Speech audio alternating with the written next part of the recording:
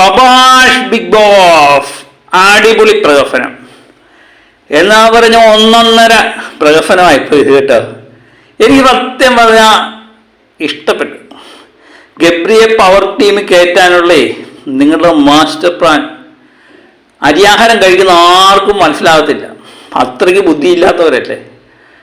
Big boss power ടീമിൽ ഗബ്രിയെ കയറ്റാനുള്ള master plan തയ്യാറാക്കി.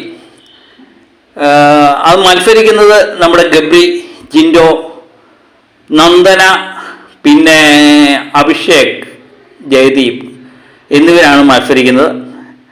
എല്ലാവരെയും കൊണ്ടുപോയി നിർത്തിയതിന് ശേഷം ഒരു കഥ പറഞ്ഞു. ബാക്കി മത്സരാർത്ഥികൾ ഈ 4 പേരെ മാത്രം. എന്നിട്ടൊരു കഥ പറഞ്ഞിട്ട് അതിനകത്ത് ചോദ്യം ചോദിക്കുകയാണ് ചെയ്യുന്നത്. ഒരു കഥ പറഞ്ഞു, ഒരു ആട്ടിൻകുട്ടിയുടെയും ഒക്കെ ഒരു കഥ പറഞ്ഞു. കഥ പറഞ്ഞിട്ട് ലിവിങ് ഏരിയയിലെത്തി. ആദ്യം വരുന്ന ഗബ്രിയോടാണ്. ഗബ്രിയോട് കഥയുടെ ഇത് അതുപോലെ ആട്ടിൻകുട്ടി എത്ര ആട്ടിൻകുട്ടിയെ കളഞ്ഞുപോയി, കാമാക്ഷി ഇന്നാളിൻ്റെ ആരായിരുന്നു, അങ്ങനെ ആ കഥയ്ക്കകത്തെ പല ചോദ്യങ്ങളും ചോദിച്ചു. കളഞ്ഞുപോയ ആട്ടിൻകുട്ടിയെ തിരിച്ചു കിട്ടിയോ, ഇങ്ങനെയൊക്കെയുള്ള ചില ചോദ്യങ്ങൾ ഒരു 3-4 ചോദ്യം ചോദിച്ചു. അതിന് ഗബ്രിക്ക് ഉത്തരം പറഞ്ഞു. ഗബ്രി മാറിയിരിക്കാൻ പറഞ്ഞു. അതിനുശേഷം നന്ദനെ വിളിച്ചു.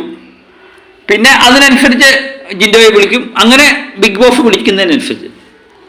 പക്ഷേ നമ്മൾ കണ്ടു കഴിയുമ്പോഴത്തേനും വലിയ കുഴപ്പമൊന്നും തോന്നില്ല. അതിനകത്ത് ട്വിസ്റ്റ് എന്താണെന്ന് വെച്ചാൽ, ഒരു മനുഷ്യനോട് ഒരു കഥ പറഞ്ഞു. ചിലപ്പം ആ കഥ പറഞ്ഞതിന് ശേഷം നമ്മൾ ചോദ്യം ചോദിച്ചു കഴിഞ്ഞാൽ അവൻ ശരിയായ ഉത്തരം പറയും. അതൊരു 5 മിനിറ്റ് കഴിഞ്ഞ് കഴിഞ്ഞാൽ അതിലെ പകുതി ഉത്തരവേ പറയത്തുള്ളായിരിക്കാം. അത് കഴിഞ്ഞൊരു 10 മിനിറ്റ് കഴിഞ്ഞാൽ ചിലപ്പോൾ 3/4 പങ്ക് ഉത്തരം, 1-2 ഉത്തരവേ പറയത്തുള്ളൂ. ഇതേപോലെയാണ് സംഭവം. ഒരു കഥ പറഞ്ഞു. എന്നിട്ട് ഗബ്രിയോട് പോയി ചോദ്യം ചോദിച്ചു. പുറത്ത് പോയി ഗബ്രി ഉത്തരം പറഞ്ഞു. അതിനുശേഷം ഗബ്രി ഉത്തരം പറഞ്ഞിരുന്നതിന് ശേഷമാണ് അടുത്ത ആൾ വരുന്നത്. അപ്പോഴത്തേന് പകുതി ഉത്തരങ്ങളും ആ രണ്ടാമത്തെ വ്യക്തി മറന്നു കാണും. അപ്പം മൂന്നാമനായിട്ട് ജിൻഡോ എത്തുമ്പോൾ ജിൻഡോ എത്ര ഉത്തരം പറയാനാ, അല്ലെങ്കിൽ അഭിഷേക്, ജയദീപ് എത്ര ഉത്തരം പറയാനാ.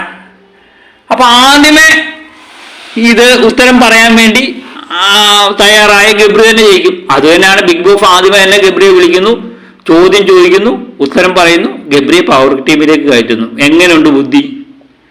അപ്പം ബിഗ് ബോസ് വിചാരിക്കുന്നതേ ഇതൊന്നും ഈ അരിയാഹാരം കഴിക്കാത്ത മനുഷ്യരാണ് എന്നുള്ളതാണ് എല്ലാവരുടെയും വിചാരം. നടക്കട്ടെ. ഏതായാലും നോമിനേഷനിൽ നിന്ന് രക്ഷപ്പെടുത്തി എടുക്കാനുള്ള ബിഗ് ബോസിന്റെ ശ്രമം ഗംഭീരം തന്നെ. സമ്മതിച്ചു കൊടുത്തേ പറ്റൂ. കൈ അടിച്ച് പാസ്സാക്കിയിരിക്കുന്നു കേട്ടോ ബിഗ് ബോസ്.